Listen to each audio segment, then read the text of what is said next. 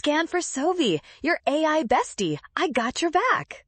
A. Rectangular solid 1 has the smallest amount of plasma membrane per volume of cytoplasm because it possesses the lowest surface area to volume SAV ratio of 5.00. B.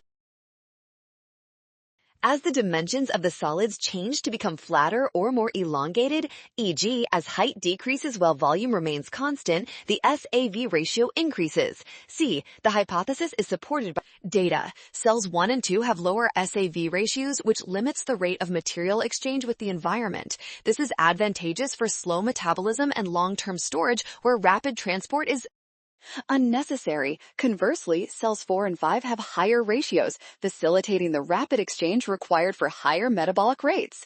D. Some cells include a corresponding large increase in volume. This maximizes the SAV ratio, allowing for highly efficient exchange of nutrients and waste across the plasma membrane, a trend supported